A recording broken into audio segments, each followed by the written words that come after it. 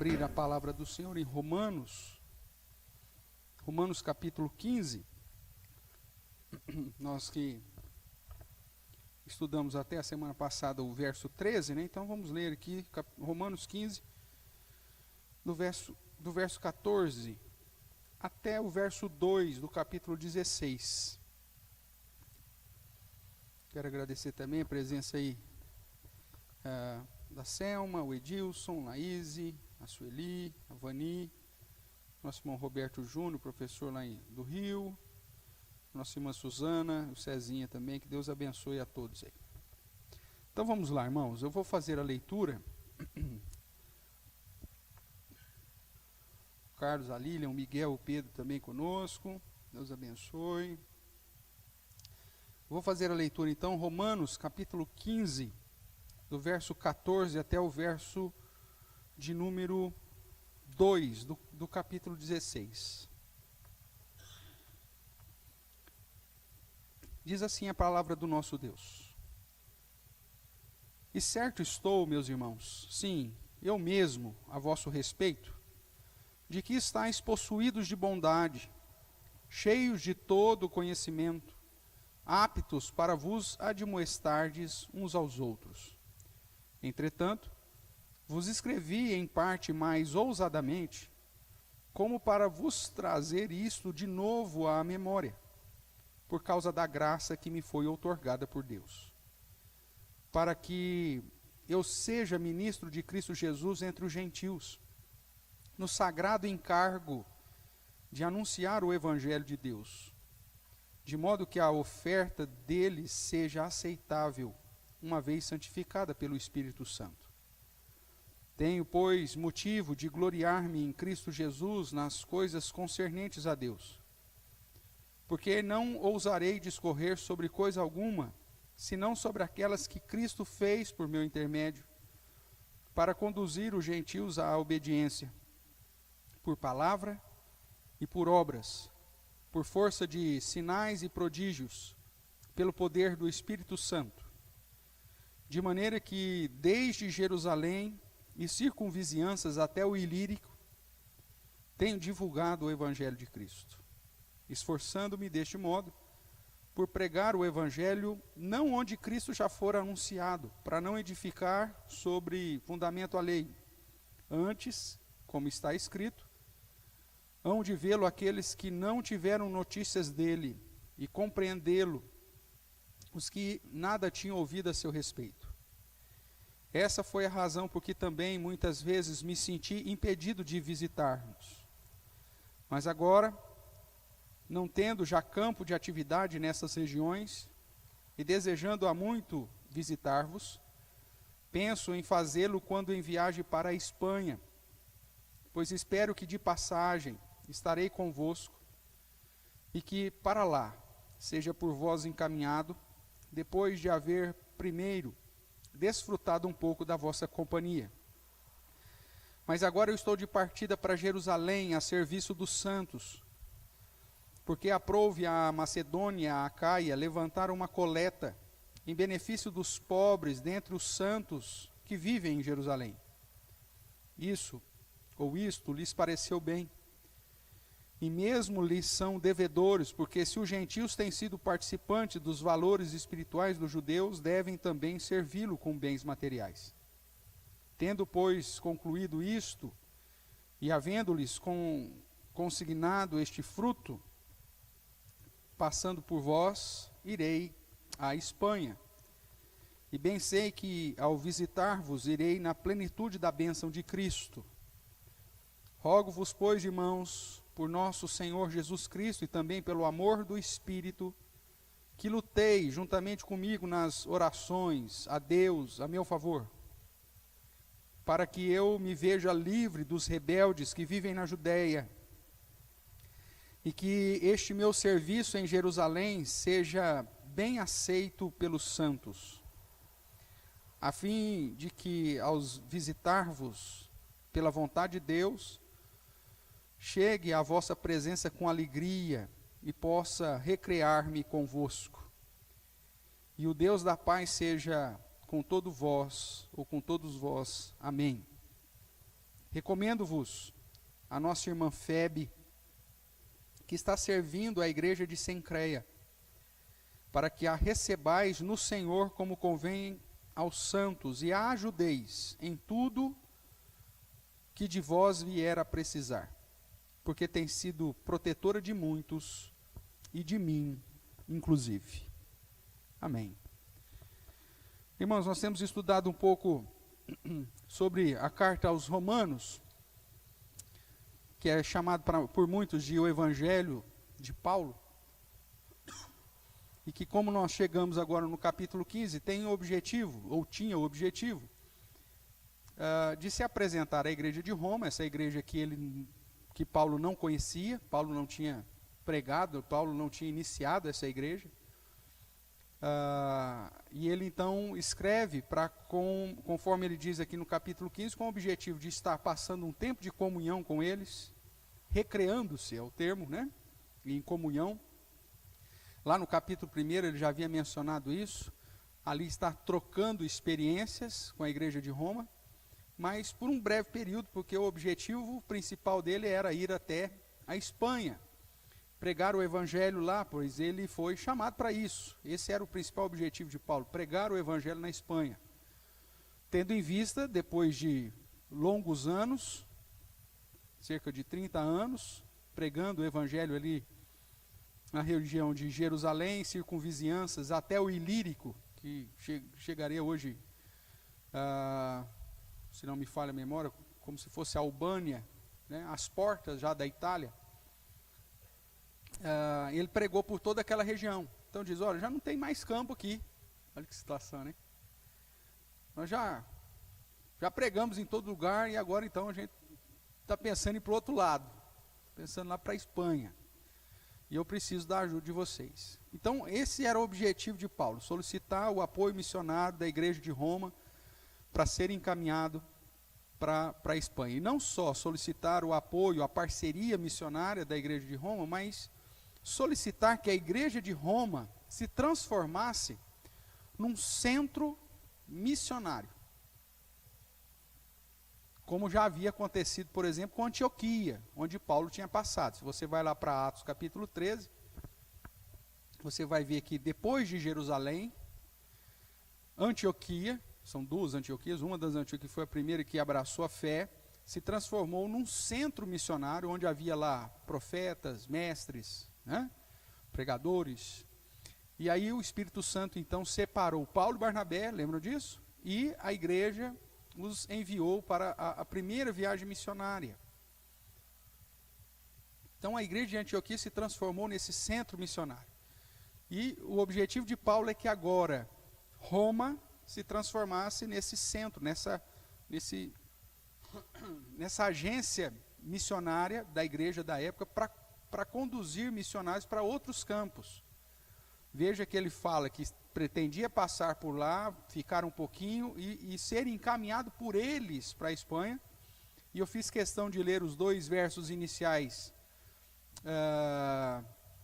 do capítulo 16, porque ele não apenas pedia auxílio missionário para si, mas ele incita aqui a irmã Febe, que estava servindo na igreja de Cencreia e que estaria indo para Roma, e que ele pede, olha, receber ela aí como convém aos santos, inclusive aquilo que ela precisar, esteja suprindo, porque ela é uma serva do Senhor e tem trabalhado na igreja de Cencreia e tudo mais. Então aqui no capítulo 15 você tem o principal motivo da carta de Paulo. E olha que para ele chegar a explicitar isso, no capítulo 15, ele fez toda um trabalho de apresentar a sua teologia, de apresentar todo o princípio doutrinário, soterológico, cristológico, né, sobre as doutrinas de Cristo, sobre as doutrinas da salvação, sobre as doutrinas até missiólogas, da missão, para simplesmente referendar para a igreja de Roma que ela não tinha outra coisa a fazer como igreja, senão ser uma agência proclamadora do Evangelho e, ao mesmo tempo, uma agência enviadora e abençoadora de missionários. Esse era o objetivo, que Paulo queria ensinar para aquela igreja. Veja que ele vem, então, lá no capítulo 1, dizendo, olha, o evangelho é o poder de Deus para a salvação, tanto do gentio quanto do grego, tanto do judeu quanto do gentio. Não existe outro meio das pessoas serem salvas, senão pela pregação do evangelho. Isso ele volta a repetir no capítulo 10. E não qualquer o evangelho de Cristo, o evangelho da graça, o evangelho que diz que todos os homens estão condenados e que somente em Cristo Jesus há solução para ele. Não é um evangelho dos méritos, não é um evangelho das obras, não é um evangelho que você vai alcançar a salvação. Não é desse evangelho. Esse não é o evangelho que salva o pecador. O evangelho que salva o pecador é o evangelho da graça, que apresenta que somos condenados, miseráveis pecadores, que não temos condições de alcançar o céu por nós mesmos, mas que Deus, através de Cristo Jesus, que realizou a obra na cruz do Calvário, nos justifica e paga o alto preço pela nossa justificação. Então, Paulo usa todo a sua carta, 90% da sua carta, para reforçar, referendar, que como o evangelho é o poder de Deus, o verdadeiro evangelho é o poder de Deus para a salvação, que ele fora chamado pelo próprio Deus para pregar esse evangelho, que ele já tinha feito isso na região que ele se propôs. Agora lhe cabia continuar pregando o evangelho em outra região. E a igreja precisava estar inserida nesse sistema. A igreja precisava fazer parte desse projeto, estar inserida nessa missão, estar atuante na proclamação do evangelho. Veja que depois dele trazer tudo isso, inclusive chamar a atenção dos crentes judeus e dos crentes gentios, de que não adiantava eles confiar nos seus próprios méritos, e nem pensar que pelo fato de serem judeus estavam livres, né? já tinham carimbado o passaporte da salvação. Olha, não faça isso, não pense nisso, mas que eles precisavam inclusive servir ao Senhor, que eles precisavam inclusive demonstrar cuidado, demonstrar interesse e demonstrar fidelidade na obra ao Senhor, ou na obra do Senhor. E aí então do capítulo 12 até o capítulo 14, ele vai gerar, olha, a sua prática precisa refletir o seu conhecimento doutrinário. A sua vida do dia a dia, seja no contexto de serviço da igreja, seja como cidadão, seja na relação com os ímpios, seja no relacionamento fraternal, ou seja, a sua vida precisa refletir o seu conhecimento de Deus, a graça de Deus que te alcançou. E agora no capítulo 15 ele vai então dizer que para a igreja, que essa igreja precisa, como ela é composta de várias pessoas que foram alcançadas pela graça, essa igreja precisa refletir aquilo que ela crê. Ela precisa refletir o evangelho que ela prega, que ela vive. Só que Paulo então puxa a orelha, de certa forma, tanto do judeu quanto do gentio, para que eles confiem tão somente na graça. E aqui no capítulo 15 ele ameniza um pouco a sua palavra. É dessa forma que ele começa. Olha, eu fui um pouco ousado, o termo que foi traduzido aqui, eu fui um pouco ousado em ensinar algumas doutrinas para vocês, mas não no sentido de soberba, não no sentido que eu sabia mais que vocês, mas para trazer a memória de vocês a respeito dessa graça. Dê uma olhadinha comigo aí. Romanos capítulo 15, verso 14 e o verso 15. Ele diz assim: certo estou, meus irmãos, sim, eu mesmo, a vosso respeito. E ele reforça isso, porque as palavras anteriores ele fala assim: aquele que pensa que é alguma coisa só porque é judeu, você não é nada. Você que guarda a lei só serve para te calar a sua boca e mostrar que você não vale nada diante de Deus. E ele usa essas expressões mesmo. A lei serve para calar a boca de todo homem.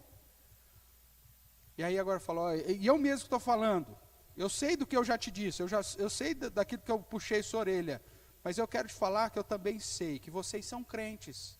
Eu sei que vocês têm uma postura correta diante de Deus. Veja o que ele diz. E certo estou, meus irmãos, sim, eu mesmo, a vosso respeito, que estáis, primeiro, possuídos de bondade, que estão cheios de quê? De todo conhecimento, e aptos, para quê?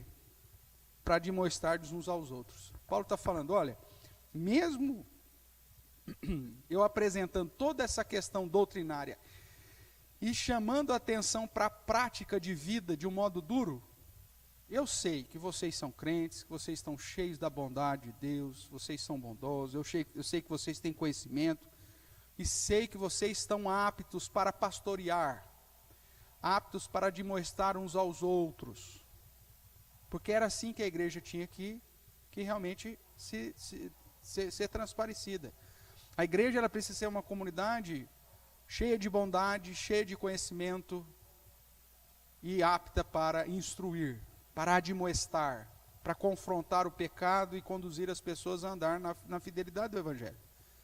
E Paulo fala, apesar de eu ter falado duro com vocês, eu sei que vocês são uma igreja que tem potencial. Eu sei que vocês são uma igreja cheia de bondade, cheia de conhecimento e com pessoas aptas aí para instruir umas às outras. E aí o verso 15 ele diz, entretanto, vos escrevi em parte mais ousadamente, ele não fala que foi duro, né, mas em parte mais ousadamente, como para vos trazer isto de novo à memória, por causa da graça que me foi outorgada por Deus. Então Paulo falou, eu fui duro em algumas partes da minha carta, não porque eu desprezo a sua bondade, não porque eu desprezo o seu conhecimento, e não porque eu despreze o fato de que vocês estão aptos para pastorear uns aos outros, mas para trazer à memória de vocês, que é o Evangelho, que é o poder de Deus, para salvar tanto o judeu quanto o gentil, de que ambos são carentes da glória de Deus, e que a igreja e os cristãos precisam viver de modo a testemunhar essa doutrina, essas verdades que o Evangelho de Jesus Cristo nos apresenta. E assim ele fecha. E aí ele vai começar a chamar a atenção aqui no capítulo 15, então de que essa igreja esteja olhando para si, olhando para a própria obra de Paulo, para o ministério de Paulo, como modelo para que ela também assim o faça. E aí, então, ele vem e faz a proposta-chave, que era, olha, eu preciso que vocês se tornem parceiros da minha obra agora lá para Espanha. Tudo bem até aqui? Então vamos caminhar aí. Vamos relembrar um pouco. Então nós sabemos que o apóstolo Paulo escreve essa carta para apresentar o projeto missionário. Ele defende o seu ministério, apresenta a teologia e o seu projeto. Depois de 11 capítulos apresentando o argumento doutrinário, teológico, né, fundamentando a sua doutrina e defendendo a soberania de Deus na salvação dos eleitos, Paulo traz a parte prática, né, ou seja, uma vez que tudo ficou claro na doutrina, o que tal conhecimento teórico deve gerar na vida dos crentes de Jesus. Aí ele vai para a parte prática, que é explicando como que deve viver os cristãos. Ele mostra então que o conhecimento doutrinário deve gerar uma prática correta. Conhecimento correto das Escrituras me conduz a um conhecimento, uma prática correta do dia a dia. E ele então começa a demonstrar os cristãos a viverem de modo a transmitir a sua crença. E do capítulo 12 até o final, então ele faz uma divisão aí de várias áreas da nossa vida, que como cristãos devemos demonstrar a nossa fé. No capítulo 12, nós já vimos, ele fala da adoração cotidiana, inclusive usando os dons que o próprio Deus te deu. Depois do verso 3 a 8, o serviço na igreja. Do 9 a 21, que você deve dar testemunho no convívio social, em especial com o descrente, sempre na prática do bem. Depois no capítulo 13 ele fala que o crente ele tem que dar bom testemunho como cidadão, inclusive diante de um governo corrupto. Depois ele ainda fala sobre a vida na sociedade, a vida em família como testemunho, um relacionamento, né, que demonstra a sua prática de temor a Deus. Depois ele enfatiza a ideia do testemunho como em santidade. E aí depois nós estudamos nas últimas 2 semanas esse testemunho em relação ao convívio fraternal, com o fraco na fé, com aquele que é débil, aquele que não tem tanto conhecimento e que estava ainda apegado a algumas questões que não são essenciais. Lembram disso? Ótimo. E hoje, então, ele começa a tratar aí do capítulo 15, do 14 até o verso 2 do 16, sobre o compromisso missionário. Ou seja, essa atividade missionária como um instrumento para refletir a minha fé, para refletir a minha crença. E isso tem tudo a ver, né, irmãos? Deus nos alcançou individualmente pelo seu evangelho para nos salvar e para que nós, agora, uma vez salvos em Cristo Jesus, cheios do Espírito Santo e dotados pelo próprio Espírito Santo com dons específicos para o serviço do Senhor, usemos a nossa vida para proclamar, para fazer discípulos. Qual que é o objetivo que Jesus deixou a todos os crentes? Proclamar as virtudes daquele que nos chamou das trevas para a sua maravilhosa luz. Aqui está a base escriturística para a proclamação do Evangelho. Né? Para aqueles que pegam o registro do ministério terreno de Jesus, falam, não, Jesus chamou só os discípulos para fazer discípulos. Não, nós vemos que é um ciclo. Então, mesmo que o chamado inicial foi para os discípulos, isso vai passando para outros discípulos, que vão passando para outros, que chega até nós. Mas se você quer uma base escriturística para dizer, não está na Bíblia dizendo que eu tenho que pregar o Evangelho, você vai lá para Pedro e diz que se você faz parte do povo de Deus, da nação santa, como sacerdócio real, você tem a finalidade de proclamar as virtudes daquele que te chamou das trevas para a sua maravilhosa luz. Paulo está trazendo à memória da igreja de Roma isso. Igreja, o seu objetivo é ser uma agência proclamadora.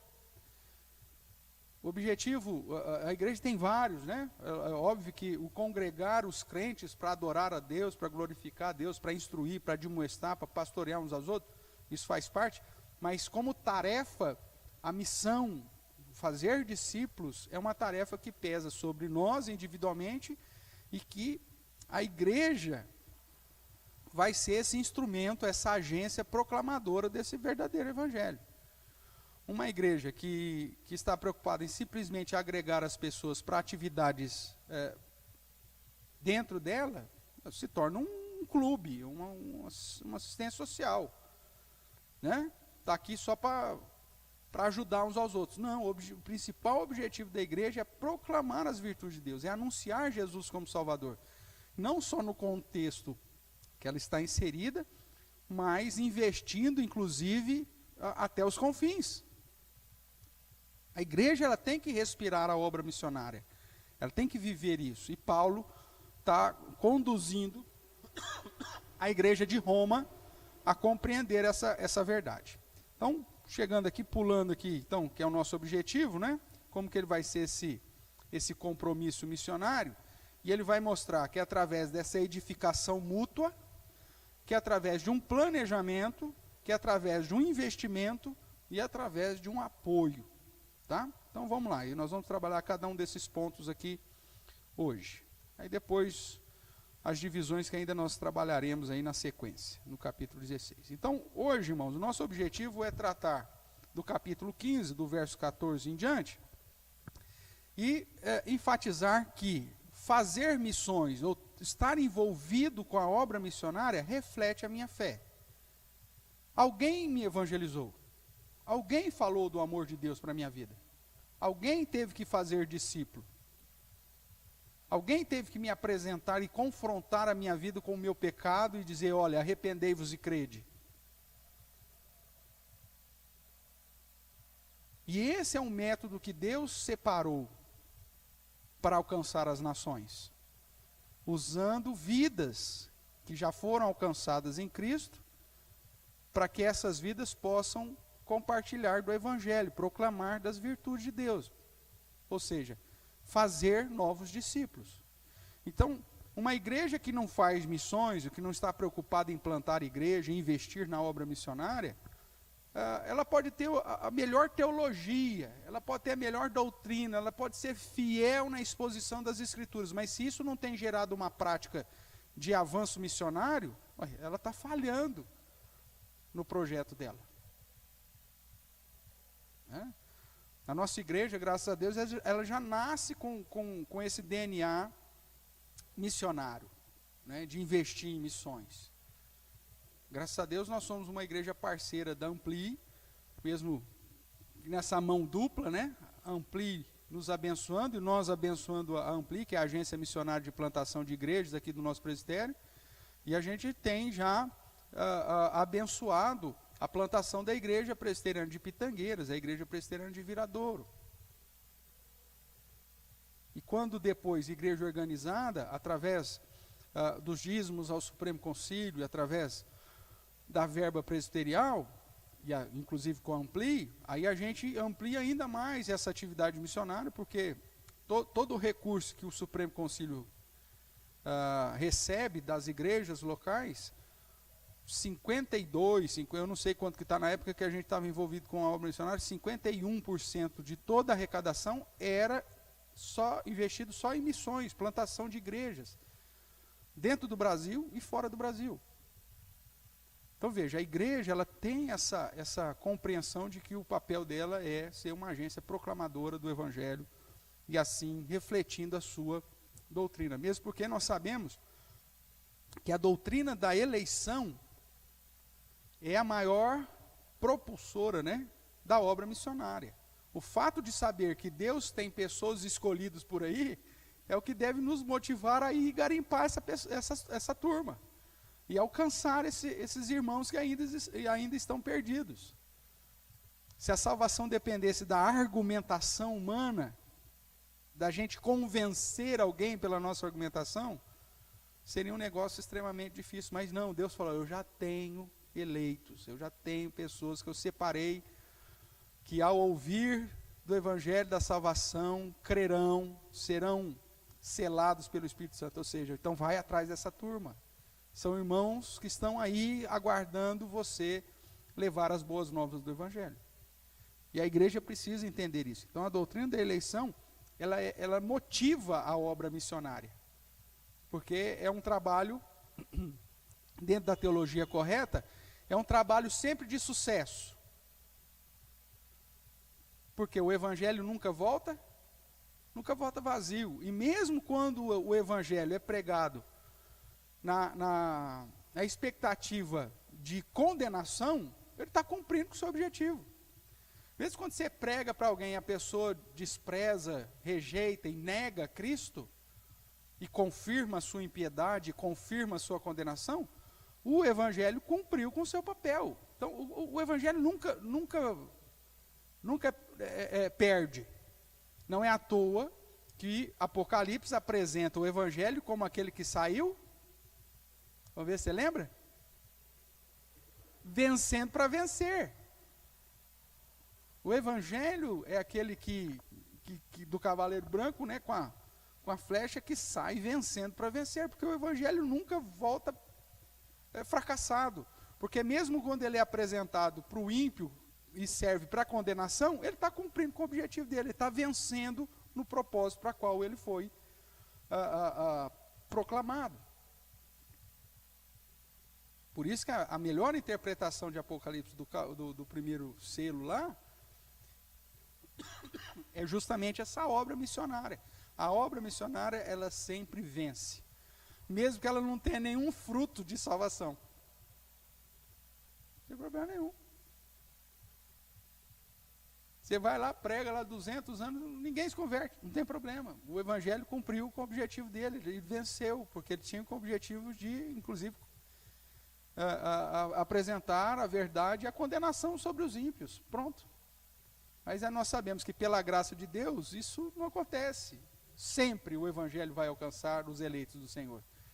E Deus tem eleitos espalhados por todo o mundo, e por isso que a igreja tem que ir para todos os lugares. Então, fazer missões reflete a minha fé. Então, na sequência aqui proposta pelo apóstolo, uma vez que fui alcançado pela graça de Deus, eu devo viver para a sua glória em todas as esferas da minha vida. Em todos os meus relacionamentos, como nós vimos até semana passada, e inclusive eu tenho que glorificar o meu Deus através da minha atuação missionária. Eu fui alcançado como discípulo para fazer discípulo. Isso faz parte. E quando eu entendo a doutrina bíblica, isso me conduz a me envolver mais e mais com a obra missionária. Então, dentro aí da sequência aqui do capítulo 15, Paulo vai dizer que a igreja precisa estar envolvida, comprometida com a obra missionária. E como nós já mencionamos, né? Através aí da edificação, do planejamento, do investimento e do apoio. Vamos trabalhar então ponto a ponto aqui para deixar claro para você. Então veja aí como que o apóstolo Paulo trabalha o tema. Então, fazer missões reflete a minha fé. Depois de tantas exortações, Paulo volta ao assunto que motivou a carta, o assunto principal da carta, que é a obra missionária.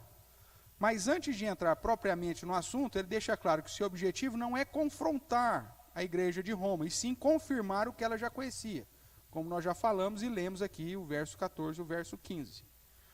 E como ele fez no início da carta, mais uma vez ele louva a Deus pela vida de Roma. Faça essa comparação aqui comigo. Ó. Abra em Romanos capítulo 1, verso 8.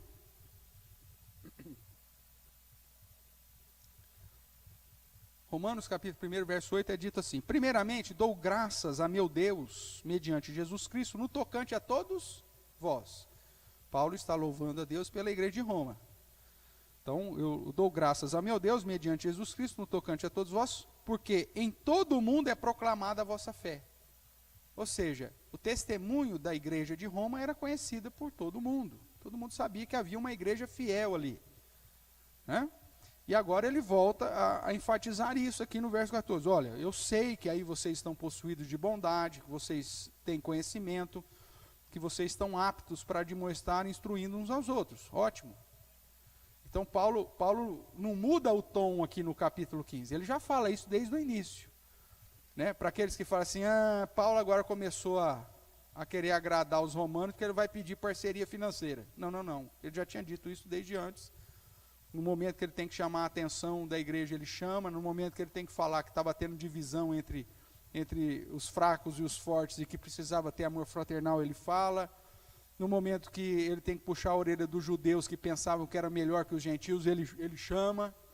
Então Paulo não muda o tom, é o mesmo tom desde o capítulo 1 até o final. Só que a autoridade de Paulo, né, de puxar a orelha da igreja, também era a mesma autoridade de chamar a atenção para aquela igreja que ela tinha que estar envolvida com o projeto missionário. Tudo bem? Pergunta? Tranquilo? Então vamos lá. Então ele encoraja aí a servir, como nós falamos,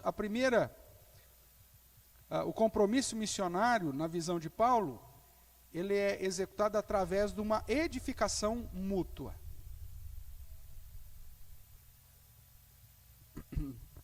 Apesar do trabalho da evangelização, muitas vezes ser individual, quando nós olhamos para a perspectiva do fazer missões, como coletivo, como igreja, nós vemos que a igreja inteira participa desse processo. Existe uma diferença entre evangelizar e fazer missões, né? Nós já falamos isso em outros momentos, vamos relembrar. Eu posso evangelizar alguém e não fazer missões com ele. Porque o que é a missão? A missão é fazer discípulo. Ide por todo mundo, né? E fazei discípulos. A missão não é ir, é fazer discípulos. Agora, para fazer discípulos, você tem que ir, você tem que batizar e você tem que ensinar. É a estratégia lá de Mateus 28. O foco é fazer discípulos. Então, o que é a missão? Fazer discípulos. Agora, dentro do processo de fazer discípulos, o primeiro passo, muitas vezes, é a evangelização. Então, às vezes, você evangeliza. Vamos imaginar uma situação. Apareceu alguém, você falou de Jesus para essa pessoa. E ela vai embora. Você fez missões? Você fez discípulo? Não, você só evangelizou. Tudo bem? Então, o evangelismo está dentro do pacote. É só um passo dentro do fazer discípulos.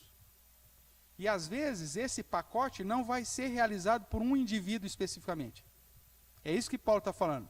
Vocês vão trabalhar de modo mútuo. Porque eu evangelizo, Paulo já disse isso lá em Corinto também, né? Eu plantei, Paulo regou, o crescimento é quem dá é Deus. Lembra disso? Às vezes você vai evangelizar uma pessoa e vai trazê-la até para a igreja. Mas aí aqui ela vai receber a instrução no convívio com os outros irmãos. E aí, orando com ela recebe o ensinamento, participando da escola dominical, um professor vem e traz outro ensinamento, no sermão o pastor vem e prega. Ou seja, o processo de fazer discípulo para aquela pessoa tomar a decisão de ser batizada e de assumir um compromisso com Cristo, muitas vezes vai ser feito pela igreja, pelo colegiado. Por isso que Paulo apresenta a ideia de preparar a liderança e preparar a igreja para que a igreja seja de fato essa agência proclamadora. Por que lá em Antioquia você tinha várias pessoas, vários mestres, vários profetas, várias pessoas ali envolvidas com o ministério? Porque não necessariamente a obra é só de alguém. Pode ser que você faça uma obra completa em relação a alguma pessoa? Pode. Eu evangelizei o fulano, eu ensinei ele, eu conduzi para batizar e tudo mais. Pode ser. Mas nem sempre vai ser assim. Você precisa agregar ele à igreja, mesmo porque você não pode batizar o cara. É uma postura, né, da igreja, do corpo, de pessoas que foram ordenadas para isso. Então veja, é nessa edificação mútua que nós vamos nos envolver mais e mais com o compromisso missionário. Às vezes nós enviamos um evangelista, um missionário para o campo, e ele começa a pregar o evangelho, prega o evangelho, reúne lá pessoas convertidas, e aí a igreja tem que levar um pastor lá para batizar essa turma. Tem que levar um colegiado de presbíteros para ir lá, organizar aquilo em igreja. Ou seja, é através de uma atividade mútua. Por isso que ele diz que a igreja de Roma ela estava preparada para essa atividade missionária. Eles tinham a prática da bondade, eles tinham já um conhecimento para compartilhar. Veja o verso 14, ele diz, olha, cheios de todo o conhecimento, esse conhecimento aqui obviamente está relacionado às doutrinas, né? E também o pastoreio. O que é o pastoreio? A atividade de admoestar uns aos outros, de instruir uns aos outros. E lá na igreja eles estavam aptos para vos admoestardes uns aos outros. Isso é pastorear. Fulano, cuidado, hein? Você parece estar meio desviado, hein? Volta para cá. Ó, fulano, admoeste, chama atenção, instrui. Tudo isso faz parte do pastoreio. Então veja, a igreja, ele não fala, ó, tem 2, 3 indivíduos aí que são cheios de bondade. Ó, tem 2, 3 indivíduos aí que têm conhecimento. Não. Ele fala a igreja. Então a igreja, como agente proclamadora, como esse instrumento nas mãos de Deus, se ela estiver vivendo de acordo com a fraternidade que ele trata anteriormente, né, sabendo lidar aí com as questões, com as diferenças, essa igreja vai ser um instrumento nas mãos de Deus para agir no compromisso missionário e para fazer discípulos. Qual que é o grande problema, muitas vezes, da igreja contemporânea, da igreja presbiteriana de um modo especial? A igreja presbiteriana ela tem como característica ser uma igreja evangelizadora. E não tem mal nenhum nisso. Ela tem que ser uma igreja evangelizadora. Ótimo. Só que ela para aqui. Esse é o problema. E a evangelização é só um ponto.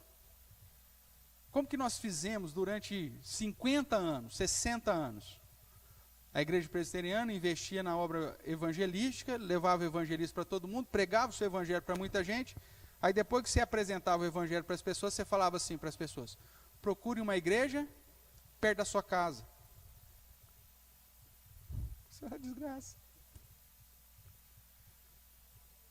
Acabou. É lógico que a igreja presbiteriana ela não é exclusivista. Não é só ela que salva, não é só ela que está certa. Não estou pregando isso aqui. Mas, meus irmãos, nós estamos falando de um contexto evangélico no Brasil que nem toda igreja que se diz evangélica, de fato, prega o verdadeiro evangelho de Cristo. Então, quando você chega para um trabalho evangelístico, você vai lá, faz um trabalho evangelístico, prega Jesus, as pessoas reconhecem que são pecadoras e pela graça de Deus, reconhecem a obra de Jesus em seus favores e entregam a Cristo. Aí você fala assim: então agora você procurou a igreja mais perto da sua casa. Aí tem lá uma igreja mórmon, tem uma igreja adventista, tem uma igreja neopentecostal, que nós temos estudado aqui, e temos visto que, na verdade, nenhuma delas tem ensinado o verdadeiro evangelho de Cristo. E aí? Aí o que você faz? Aí o cara ensina lá que a salvação não é pela graça, a salvação é pelo fato que você não come carne de porco e porque você guarda o sábado. Peraí, o que Jesus fez na cruz não vale nada. Aí o outro chega e fala: não, você tem que fazer o culto de libertação, porque o que Jesus fez, Jesus não é tão poderoso para te libertar, você precisa de uma campanha de 200 domingos, e dando uns 3 mil reais por mês aqui, aí você vai ser libertado. Isso é o evangelho? E aí a igreja presbiteriana, até muito pouco tempo atrás, ainda mantinha esse negócio. Prega o evangelho e fala assim: agora você procura uma igreja perto da sua casa. E você acabava jogando o cara para uma falsa religião. Pelo simples fato da pessoa lá usar a Bíblia e falar que prega a Bíblia e dizer que a igreja é do Senhor Jesus. Não é pelo fato que você tem no slogan da igreja que a igreja é do Senhor Jesus, que é de fato do Senhor Jesus, meu amigo. O slogan recebe qualquer coisa, aceita qualquer situação. Você tem que ver qual que é o ensinamento meu, o que sai daquele púlpito. Então, a igreja ela tem que ser missionária. E há uma diferença grande de uma igreja missionária para uma igreja evangelizadora. A igreja missionária certamente será uma igreja evangelizadora, porque é o primeiro passo para você fazer missões, ou para fazer o discípulo. Não tem como você fazer discípulo sem evangelizar. Agora, uma igreja evangelizadora não necessariamente será uma igreja missionária. Não sei se eu estou sendo claro aqui. Porque o cara só faz... É a mesma coisa: vamos fazer um sábado evangelístico. Tá bom. O que você quer fazer no sábado evangelístico? Vamos distribuir folheto no semáforo. Vamos, passa o protetor solar e vamos lá. O dia inteiro lá. É um trabalho evangelístico? É uma estratégia evangelística? É, talvez não das melhores, mas é. E aí? Aí chega depois no domingo, todo mundo feliz na igreja. Ontem nós distribuímos 10 mil folhetos. E cadê os 10 mil? Cadê as 10 mil pessoas que foram então evangelizadas? Você pegou o contato delas? O telefone, pelo menos? Para pelo menos ver se ela quer receber um estudo bíblico, se ela quer entender um pouco mais do evangelho que foi evangelizado ou foi apresentado. Não, nós só entregamos o evangelho. Não, então você não fez nada. Você gastou papel, tempo e só. Mas Deus pode fazer. Claro que Deus pode, meu amigo. Usou uma mula lá no Antigo Testamento, vai usar outra mula, mas não significa que a estratégia missionária de fato é simplesmente entregar um papelzinho e você achou que você está fazendo discípulo. Não é assim. Tem que ser um negócio, uma edificação mútua. A igreja precisa entender que esse é o processo. E aí você vai ter pessoas com dom de evangelista, que vão evangelizar. Mas você tem outras pessoas que têm o dom de mestre, que vão ensinar. Você tem outros que têm o dom de pastor, que vão pastorear. Você tem outros, entendeu? Aí isso é edificação. Paulo está dizendo: vocês estão preparados para isso, igreja de Roma. Porque vocês têm bondade, porque vocês têm conhecimento, porque vocês estão aptos. Só que tem que colocar isso em prática. Tem que começar a fazer. Tudo bem? Segundo ponto aí. que aí é a consequência natural, né? Se eu entendo que a obra missionária é uma tarefa mútua, então eu vou me planejar para isso. E aí Paulo diz que o meu compromisso missionário se faz através de um planejamento missionário. Do verso 15 a 22, Paulo usa aí a sua autoridade como apóstolo e a sua experiência de anos para fomentar o planejamento missionário na igreja de Roma. E que deste modo viria a ser uma igreja que acolhesse os missionários, inclusive Paulo, Febe, como é citado aqui, e ao mesmo tempo enviasse esses missionários. Paulo vai usar o seu exemplo, né? Verso 18, ele vai dizer, né? Porque não ousarei discorrer sobre alguma coisa, senão sobre aquela que Cristo fez por meu intermédio. Ele fala, Paulo aqui tem o senso de dizer, ó, essa estratégia, esse planejamento que eu vou apresentar para vocês não é meu. É aquilo que o próprio Deus me deu para que eu plantasse igreja durante esses 30 anos aí, em toda essa região aí, desde Jerusalém até o Ilírico. É mais ou menos lá, você foi ver no mapa lá? Fala aí. Do lado... então, do lado, que seria Albânia hoje, Montenegro, aquela região que seria lá hoje. É isso mesmo. Então, Paulo usa o seu ministério para apresentar o planejamento. Então, primeiro, vamos ver aí o que ele faz. Ele mostra que ele tem um alvo. Verso 16. Para que eu seja ministro de Cristo entre quem? Entre os gentios. Qual que é o alvo, então, do planejamento missionário de Paulo? Deus me chamou para pregar para os gentios.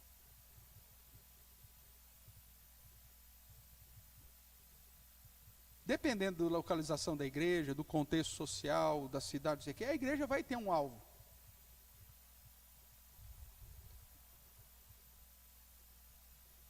Nós estamos inseridos num bairro próximo do centro, num bairro residencial de famílias mais tradicionais da cidade. Ok? Então, não adianta você ter um alvo que despreze essa realidade da igreja.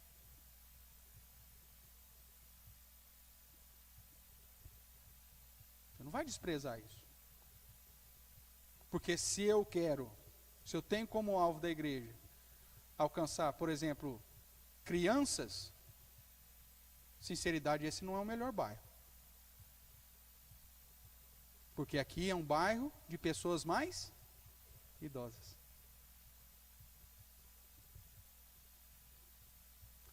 Pastor, mas tem criança. Eu sei, nós vamos trabalhar com as crianças também.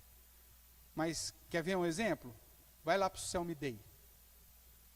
Se você não tomar conta, você atropela. Ou não é? É. Porque tem muita criança. Então, qual que é uma estratégia que você vai usar lá? Obviamente que é uma estratégia que você vai voltar para isso. A igreja ela tem que estar dentro desse alvo aí. Paulo, no início do seu ministério, até tentou trabalhar com os judeus. Só levou açoite, chicotada, pedrada.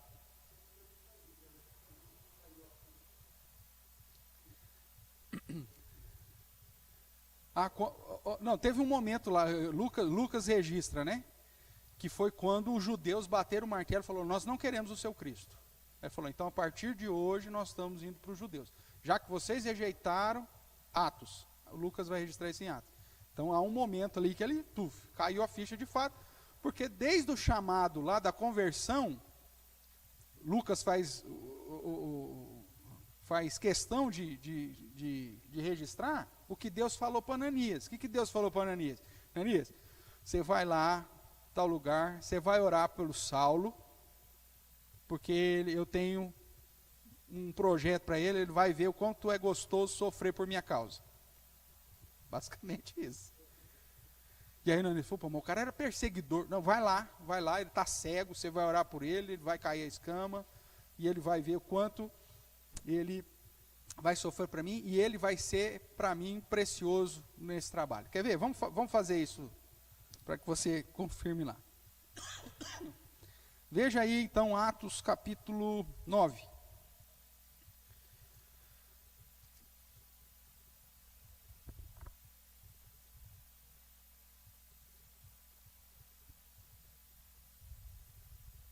verso 10. Ora, havia em Damasco um discípulo chamado Ananias. Disse-lhe o Senhor numa visão: Ananias, ao que respondeu: eis-me aqui, Senhor. Então o Senhor lhe ordenou: dispõe-te, vai à rua que se chama Direita, na casa de Judas, procura por Saulo, apelidado de Tarso, pois está orando. E viu entrar um homem, chamado Ananias, e impor-lhes as mãos, para que recuperasse a vista. Ananias, porém, respondeu: Senhor, de muitos eu tenho ouvido a respeito desse homem, quantos males tem feito aos teus santos em Jerusalém.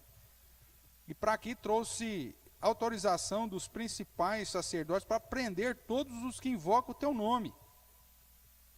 Ananias, eu vou te falar, cara, esse cara aqui, Deus está mandando, ele já falou: o senhor não está vendo um lado aqui, nós estamos falando de Saulo, o perseguidor, o senhor está me colocando numa situação difícil aqui, Senhor.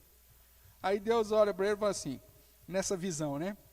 Mas o Senhor lhe disse: vai, porque este é para mim um instrumento escolhido para levar o meu nome perante quem? Perante os gentios e reis, como também perante os filhos de Israel. Pois lhe mostrarei quanto lhe importa sofrer pelo meu nome. Mas qual que é o primeiro ponto que Deus fala aí? Qual que é o principal objetivo de Paulo? Levar o nome de Deus perante quem? Gentios e reis. Por isso que ele tinha que ser preso no império, para ter contato direto com os magistrados. Então estava tudo... Inclusive, no chamado, Deus falou: ó, ele vai aprender que importa ele sofrer pelo meu nome. O ministério de Paulo já era para isso mesmo. Tudo bem? Voltando aqui para Romanos.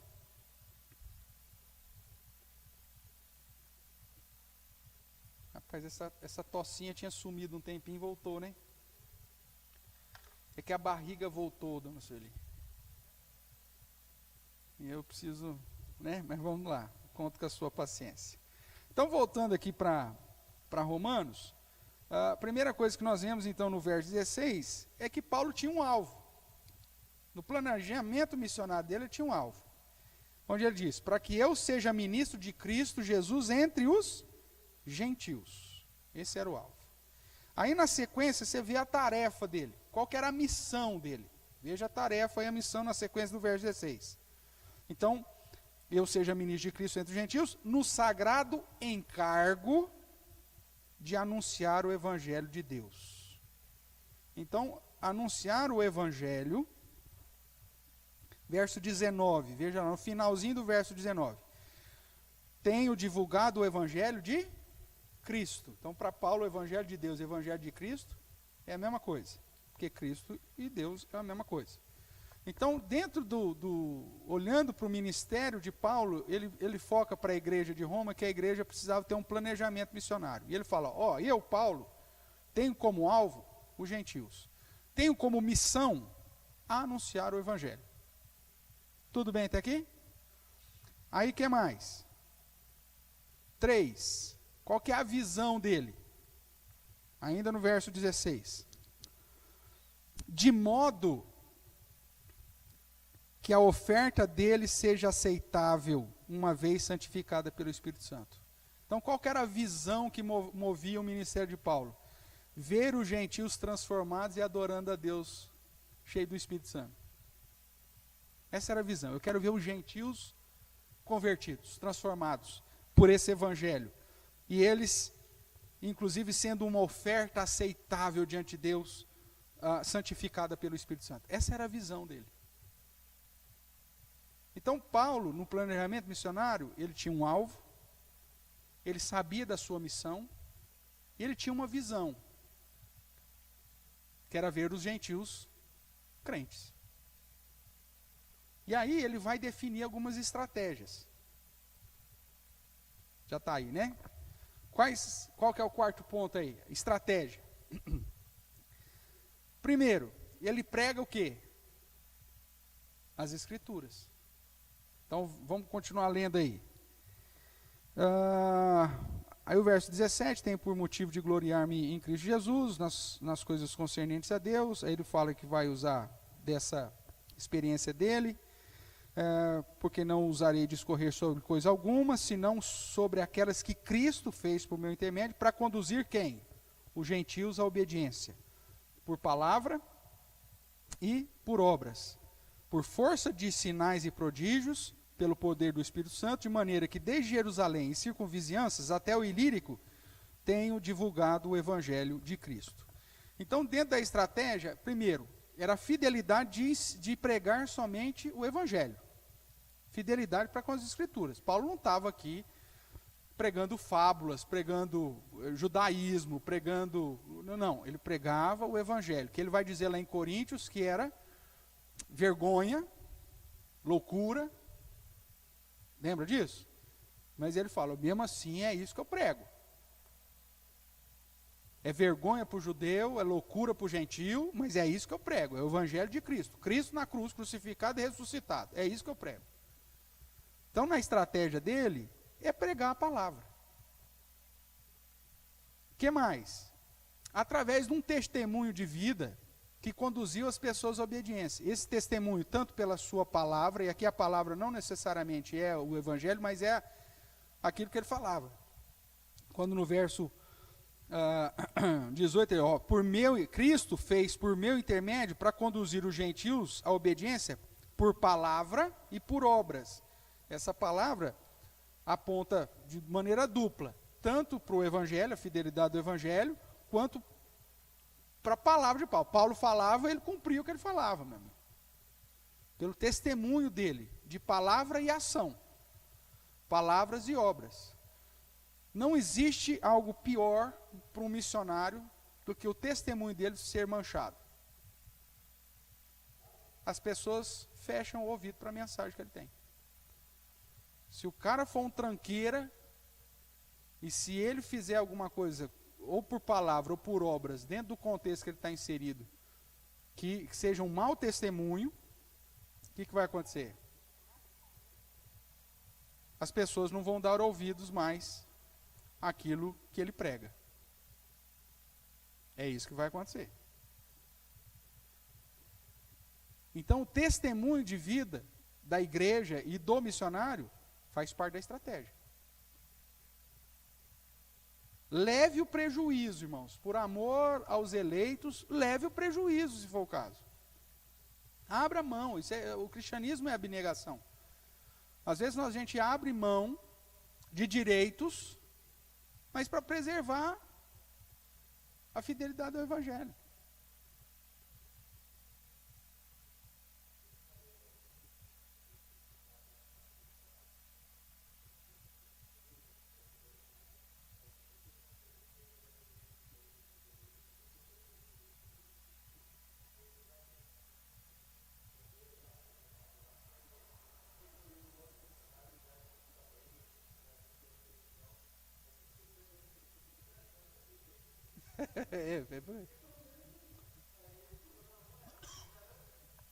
Mas era um cristão.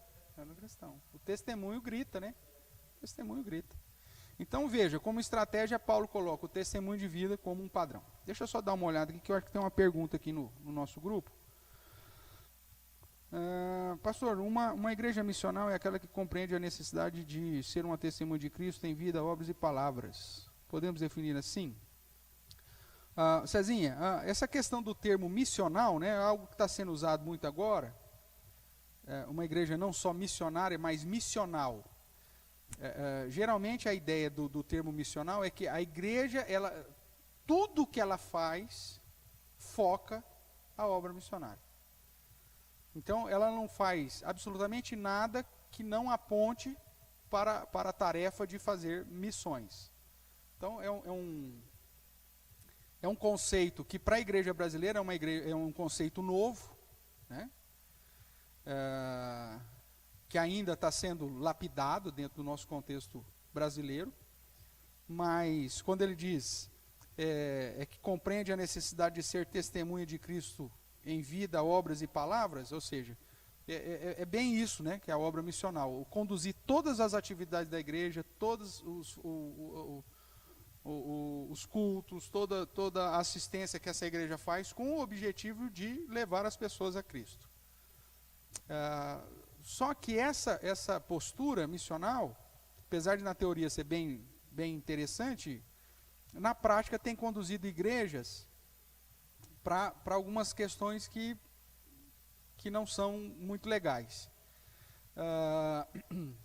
O assistencialismo, por exemplo, né? A pessoa usa, por exemplo, o fato de dar uma cesta básica desde que a pessoa venha para a igreja. Não. Então, aí você acaba, muitas vezes, fazendo troca, né? Meio de troca. E você acaba trazendo pessoas para a igreja, não porque elas realmente amam a Jesus e entenderam a mensagem da cruz. Você traz a pessoa da igreja porque ela vai ter ajuda, vai ter a cesta básica no final do mês. Eu já citei aqui, inclusive, né, teve uma dessas estratégias da igreja, uma igreja lá de São Paulo, acho que é Pompeia. Ela dava um ticketzinho para as pessoas que vinham na escola dominical. Você vinha na escola dominical, você recebia um ticket. Igual o supermercado faz, você vai lá, compra um extrato de tomate e ganha um ticket. Você juntou 30 tickets, você troca por uma cumbuca lá, você troca por uma colher de pau, sei lá eu o quê. Não é assim? Com questão do mercado. Então, e essa igreja, ela recebia muita gente de uma comunidade pobre perto da igreja, e que todo mundo pedia, e eles falaram, puxa vida, e agora? Então vamos seguir, vamos ajudar pelo menos aqueles que querem vir na igreja. Então, o cara que vinha na igreja, recebia o ticketzinho. Depois que ele recebia 4 ticketzinhos, ele tinha o direito, então, ou seja, vinha os 4 domingos no mês, ele tinha o direito de trocar pela cesta básica. É lógico que é fácil hoje a gente descer o pau, né, meter a boca, mas era uma realidade lá, que eles tinham inúmeras famílias para ajudar, não tinha como ajudar todo mundo, e eles definiram esse critério aí para pelo menos fazer uma divisão. Agora, veja, a ideia missional, então, às vezes conduz a uma prática que depois passa um tempo, alguém fala assim, mas essa prática não é uma prática tão interessante. Né? Ou a igreja vai ajudar, ou a igreja vai ter critérios bastante definidos para ajudar. E a pessoa fala, você não tem para ajudar? Não, a gente não ajuda. A gente encaminha para a assistência social da prefeitura. A gente ajuda a prefeitura e a prefeitura que faz isso. Mas tudo bem, ué. Agora, usar essa metodologia de assistencialismo para conduzir ao evangelho, você coloca o carro na frente dos bois, sabe, senhor Marcos? Era uma das minhas brigas também dentro da atividade missionária. A gente foi lá para a obra missionária e fazia assistência social para as pessoas? Sim, fazia. Mas como método de contato. Para você ter contato com as pessoas. E a partir do contato, então, pregar o evangelho. Não tinha nenhum vínculo. Se você vem e for tratado no consultório odontológico, você tem que vir no domingo na igreja, porque senão você não vai ter o tratamento odontológico. Não, era totalmente desvinculado. Só que através do atendimento odontológico, eu tinha contato com a pessoa, contato com a família, eu podia visitar ele lá na aldeia, né? O cara já sabia quem eu era, né? Cumprimentava. Aí, a partir daí, do relacionamento, me dava a oportunidade de falar de Jesus. Agora, eu não posso fazer da ação social a isca. Não existe isso no evangelho. O verdadeiro evangelho não precisa de isca. Então, tem muitas igrejas que se dizem missionais, mas, na verdade, na prática, está sendo uma igreja que está usando esse termo missional de modo errado. Tá certo, Cezinho? Espero ter respondido. Agora, se a gente entender missional como uma igreja engajada para que todas as suas atividades apontam que existe um Salvador e que conduz as pessoas a encontrar o Evangelho de Cristo, então aí a gente pode usar esse termo missional para nós também. Tá bom? Mas vamos lá. Então, testemunho de vida. Segundo, ou terceiro, né? Terceira estratégia aí. Primeira estratégia, fidelidade à Escritura. Segunda estratégia, testemunho de vida. Terceira estratégia, agir de acordo com o dom que recebeu. Paulo vai dizer que ele, por força de sinais e prodígios, pelo poder do Espírito Santo, de maneira que desde Jerusalém, de confiança até Ilírico, tem divulgado o Evangelho. No caso de Paulo, que era apóstolo, chamado pelo próprio Cristo, ele recebeu sinais do apostolado e usava esses sinais do apostolado para conduzir o Evangelho. Agora, ele não está dizendo que a estratégia da igreja tem que ser esses dons que ele tinha. Porque esses dons eram características de apóstolo. A igreja não teria esses, mas ela teria outros dons. Veja, no padrão da estratégia de Paulo, ele falou, a igreja vai identificar os dons que ela tem e aplicar esse dom para alcançar as pessoas para Cristo. Para confirmar que essa questão dos sinais, prodígios e poder do Espírito Santo era uma questão só de Paulo, abra lá em 2 Coríntios capítulo 12, verso 12.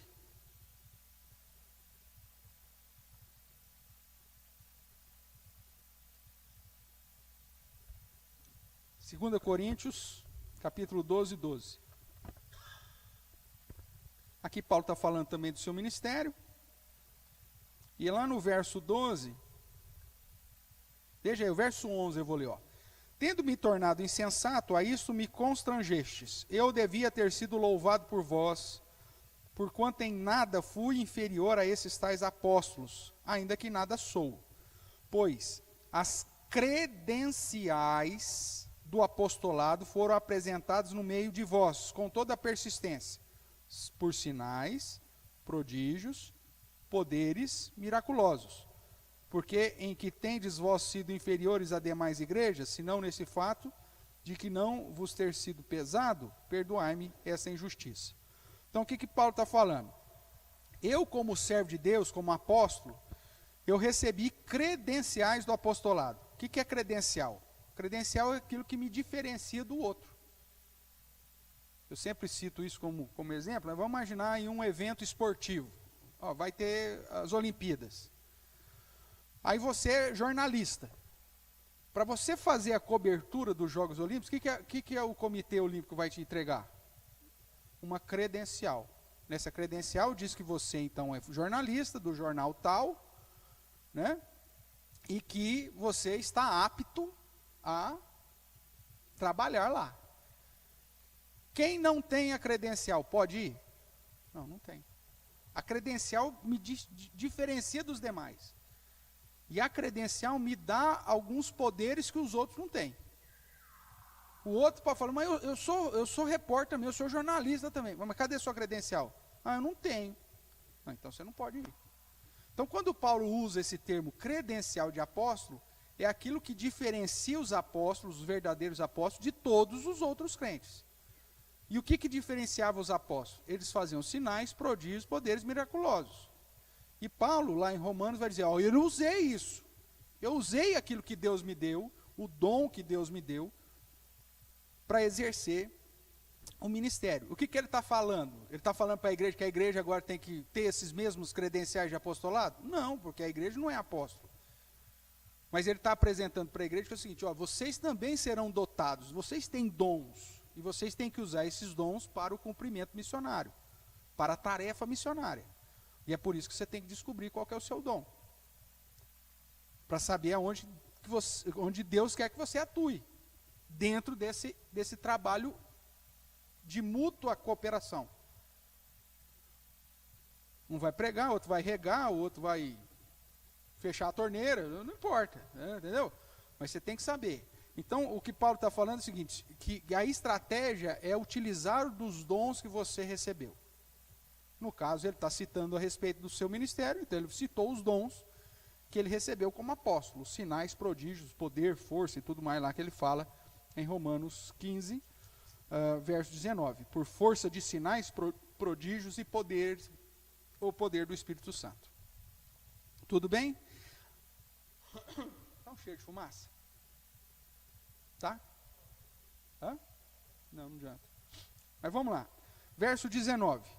Ainda. Então, depois do... Não está um cheiro, não tá? Depois dessa utilização dos dons, ele continua dizendo, desde Jerusalém e circunvizinhanças até o Ilírico. Se você olhar depois lá no mapa, lá, você vai ver que é uma região enorme. Pega ali Israel, pega Jordânia, pega Síria, Turquia, entra na Ásia Menor, sobe ali onde é hoje Albânia, toda aquela região ali, é enorme, né? dentro da estratégia, então, de Paulo, ele fala, ó, seja fiel às Escrituras, tenha um testemunho de vida, utilize os dons que recebeu e atue na maior área possível.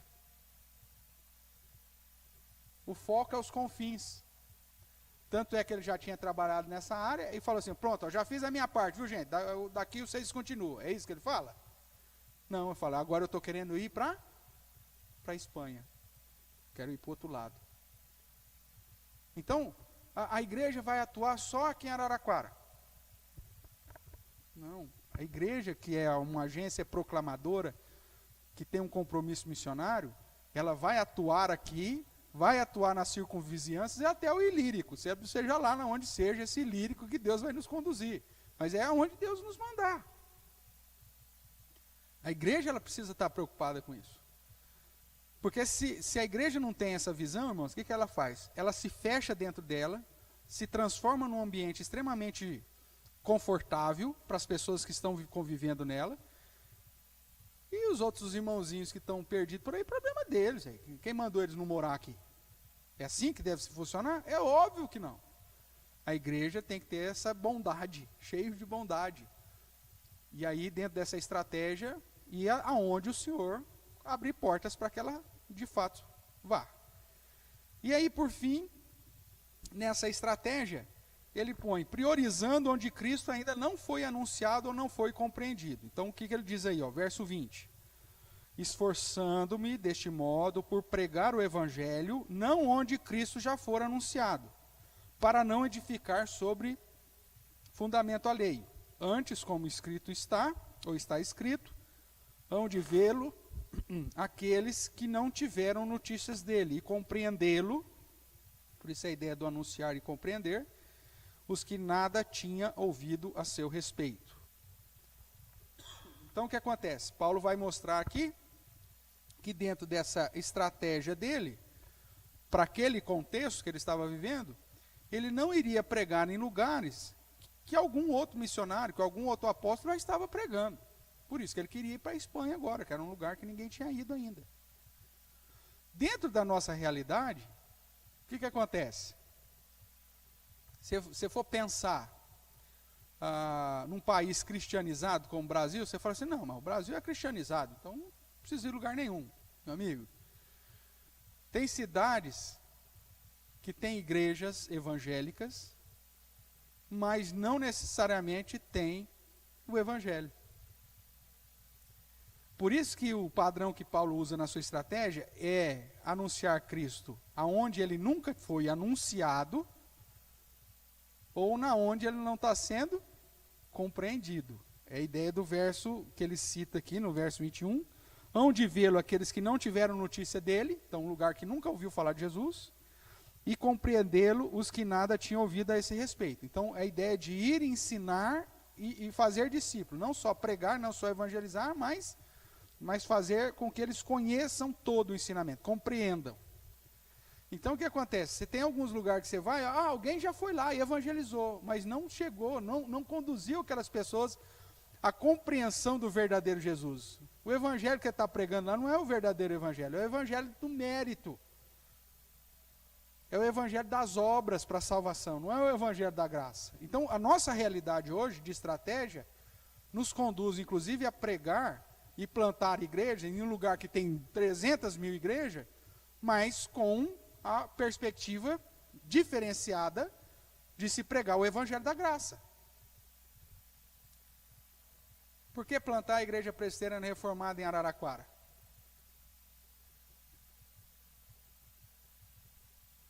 Tem um tanto de igreja presbiteriana por aí. Meu amigo, faz uma pesquisa, cara. Não é porque tem um nome de presbiteriano, ou que tem um nome de batista, ou porque tem um nome, sei lá, do que necessariamente o evangelho que está sendo pregado é o evangelho da graça. Você vai em igreja presbiteriana que é mais uma caricatura de uma igreja pentecostal, onde o pastor fica lá fazendo oração forte, mas sem poder, porque não tem o coacuete pentecostal. Aí por isso você tem que pregar uma igreja com diferencial da compreensão do evangelho mesmo, numa cidade que tem 300 igrejas. para pelo menos você ter uma voz no meio dessa bagunça toda que se diz cristianismo protestante, dizendo, olha, peraí, o verdadeiro evangélico ensina isso e isso, e não essa aquela prática. Então veja, dentro da nossa realidade a estratégia muda. Na época de Paulo, ele pregou na região, ele tinha que ir para um lugar que nunca tinha ninguém pregado. Mas veja que, inclusive na própria situação das viagens missionárias, o que ele tem que fazer no final desse período aqui? Levar Timóteo de volta para Éfeso, porque a igreja estava se desviando.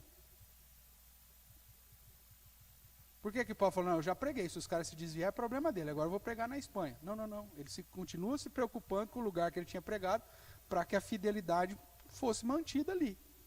Então isso fazia parte da estratégia. Priorizar onde Cristo ainda não foi anunciado, ou ainda não foi compreendido, ou então onde o evangelho não está sendo o verdadeiro evangelho. Então aí você volta lá e faz o que tem que fazer. Tudo bem até aqui? Então nós vimos aí os 2 primeiros pontos, né, para a igreja estar relacionada com a tarefa missionária, né, ela sendo através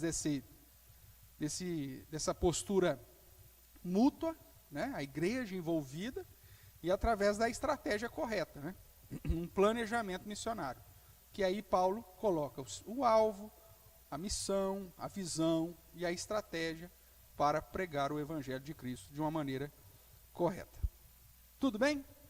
Semana que vem, se Deus permitir, aí a gente continua na sequência aí, tratando de mais 2 pontos, que é falando sobre o investimento missionário, responsabilidade da igreja, e o apoio aos missionários, que é o que Paulo vai tratar aqui do verso 23 até o início do capítulo 16. Semana que vem, se Deus quiser, a gente volta sobre isso.